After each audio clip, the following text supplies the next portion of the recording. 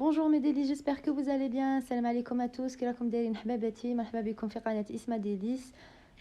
Je vous retrouve aujourd'hui pour une recette de chou-fleur au four, une recette originale. Si vous êtes en manque d'inspiration et que vous ne savez pas comment cuisiner votre chou-fleur, c'est par ici que ça se passe. وصفة هايلة في الطب في البنين في الشباب chou-fleur في الفور. بقاي معايا اختي دوك نوري لكم كل طريقة تاع هذه الوصفة اللي فريمون جات تهبل. Avant de passer à la recette, n'oubliez pas de liker, partager et commenter et abonne-toi si tu ne l'es pas encore. Allez, sans plus attendre, on passe à la recette. Bismillah wa la barakatillah. Pour les ingrédients, il va vous falloir bien sûr un beau chou-fleur. Ce sacré légume tant redouté et surtout très peu mangé par les enfants à cause de l'odeur. Mais je peux vous assurer qu'avec cette recette, il va plaire aux grands comme aux petits, Inch'Allah. Donc on prend un beau chou-fleur comme celui-ci et on va retirer toutes les feuilles, on va le nettoyer, etc. Si vous n'avez pas le temps pour cette recette, vous pouvez très bien utiliser du chou-fleur congelé, mais de préférence, nous on aime bien les légumes frais, donc on va opter pour un beau chou-fleur bien frais. Donc une fois qu'on a enlevé toutes les feuilles, on va venir le couper en gros morceaux comme ceci. Je commence par le couper en deux. Et ensuite, je vais encore le couper en 4. Et ainsi de suite pour avoir des gros morceaux. Voilà. Le but n'étant pas de se retrouver avec un gratin de purée de chou-fleur. D'où les gros morceaux. On met le tout dans une grande casserole ou un grand faitout. Puisqu'on va porter ce chou-fleur à ébullition. On va le faire cuire. Pour l'eau, remplissez à niveau du chou-fleur. Puis rajoutez un petit peu de sel pour assaisonner notre chou-fleur. Une cuillère à soupe suffira, on vient secouer le tout et on va porter à ébullition pendant 25 minutes, pas plus. En tout cas, 25 minutes, ça suffit pour moi. Après, ça va dépendre des choux-fleurs, donc il faudra bien surveiller la cuisson de votre chou-fleur. Je vous expliquerai tout à l'heure comment elle doit être. En attendant que le chou-fleur cuit, je vais réaliser une petite sauce pour accompagner ce gratin. Donc, je vais avoir besoin de 2 oignons de taille moyenne et 3 gousses d'ail que je vais mixer tout simplement au mixeur. Si vous n'avez pas de mixeur, vous pouvez très bien les râper, sinon émincer tout simplement à l'aide d'un couteau.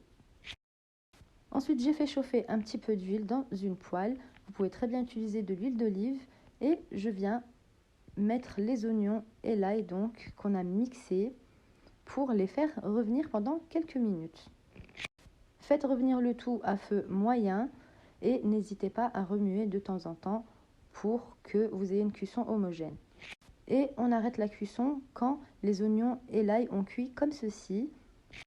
Et ensuite, on va assaisonner tout ça. Donc, je vais commencer par mettre du concentré de tomate. Je vais mettre l'équivalent de 4 cuillères à café bien bombé d'extrait de tomate. Tout de suite après, je vais rajouter un demi-verre d'eau et on va assaisonner. Donc, je vais mettre 2 cuillères à café de sel, 1 cuillère à café de poivre, 1 cuillère à café d'herbes de Provence et 1 cuillère à café de paprika doux. On mélange bien le tout et on va venir rajouter ensuite 2 verres d'eau. Et encore une fois, on vient mélanger le tout pour avoir une préparation, donc une sauce bien homogène. Comme toujours, on n'hésite pas à goûter si ça manque d'assaisonnement, notamment pour le sel. Moi, c'était tout bon pour moi. À vrai dire, d'habitude, je ne goûte pas quand je cuisine, mais là, comme je vous fais les tutos recettes sur YouTube, je préfère être sûre de moi, donc je prends la peine de goûter maintenant. Donc, vous laissez la sauce mijoter pendant 5 minutes, pas plus, et vous éteignez. Normalement, vous devez avoir une sauce qui est ni beaucoup trop épaisse, ni trop liquide. C'est juste ce qu'il faut pour le gratin de chou-fleur, donc au four. Donc, pour la cuisson du chou-fleur, on veut avoir un chou-fleur qui est mi-cuit. En général, le haut du chou-fleur est toujours plus cuit que le cœur, donc là, ça veut dire c'est bon, c'est mi-cuit. Dans ce cas, vous pouvez stopper la cuisson et réserver le tout dans une passoire pour laisser les choux-fleurs bien égouttés, que l'eau redescende bien. Et Et ensuite, on va passer à la préparation de la béchamel. Donc, c'est la dernière préparation. Pour cela, dans une casserole, vous allez mettre l'équivalent de 2 grosses cuillères à soupe de beurre que vous allez faire fondre dans un premier temps sur feu doux. Ensuite, vous allez rajouter 2 cuillères et demie à soupe de farine. Et vous allez rajouter tout de suite après un verre de lait. Dans un premier temps, on vient mélanger tout de suite pour qu'il n'y ait pas de grumeaux. On mélange bien et on va rajouter un deuxième verre de lait. Et on mélange bien encore une fois. Et tout de suite après, on va venir assaisonner la béchamel tout simplement avec du sel et du poivre puisque on a déjà assaisonné tout le reste. J'ai à peine mis une demi-cuillère à café de sel et de poivre, c'est tout. Vous remuez encore une fois et je vais rajouter 2 portions de fromage comme ceci. C'est fromage pour hamburger. Si vous n'en avez pas, c'est facultatif. Vous pouvez remplacer par du fromage râpé ou bien du fromage vache qui rit. Sinon, vous n'en mettez pas tout simplement. Donc, on va continuer de remuer sans cesse cette fois-ci, puisque ça risquerait vraiment de coller avec la farine, le fromage, tout ça, ça va vite épaissir. Et par contre, attention, on ne cherche pas à avoir une crème béchamel vraiment épaisse, il faut qu'elle soit semi-liquide, comme ceci. On laisse la béchamel de côté et on va passer à l'ultime étape, puisque ça y est, toutes nos préparations sont prêtes. Vous allez prendre un plat à gratin, dans lequel vous allez mettre un petit peu de sauce comme ceci. N'hésitez pas à bien étaler la sauce sur toute la surface du plat. Et ensuite, on vient disposer les choux-fleurs comme ceci. Vous en mettez partout dans le plat. Vous voyez bien, il n'y a rien de compliqué. La sauce tomate, elle est facile à faire, en plus rapide. La béchamel, pareillement. Et les choux-fleurs, il faut juste surveiller la cuisson qui en soi n'est pas vraiment difficile. Donc ensuite, vous allez mettre le restant de la sauce sur les choux-fleurs, comme ceci. Vous mettez bien tout de manière homogène, pas qu'il y ait un côté où il y en a beaucoup plus que l'autre.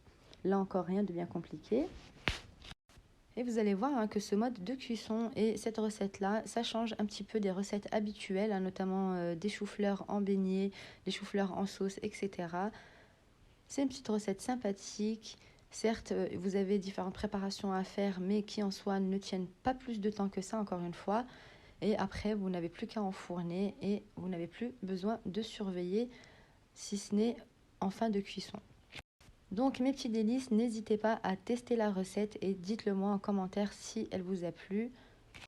Et si tu passes par ici et que tu arrives au niveau de cette vidéo, que tu n'es pas encore abonné, n'hésite pas à le faire dès à présent pour ne pas louper les prochaines recettes.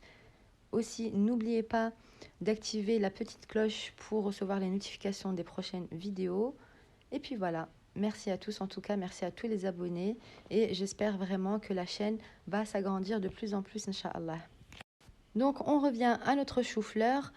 Une fois qu'on a mis la sauce tomate, on va verser la béchamel. N'hésitez pas à la remuer un petit peu avant de la verser sur le chou-fleur. Et pareil, on vient en mettre un petit peu partout de façon homogène. Et ensuite, je viens parsemer un petit peu de persil frais haché sur le dessus pour donner de la couleur, mais aussi pour le goût surtout, puisque j'aime bien le mélange persil-chou-fleur. Et en plus, c'est bon pour la santé. Vous n'êtes pas obligé d'en mettre, mais je vous conseille vivement d'en mettre. Vous allez voir que ça change un petit peu. Je sais pas vous, mais moi, j'en avais déjà l'eau à la bouche, juste à vue d'œil comme ça. Sachant que je ne l'avais pas encore passé au four. Regardez, les images parlent d'elles-mêmes.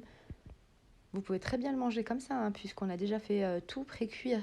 Mais je vous conseille quand même de le passer au four, c'est encore meilleur.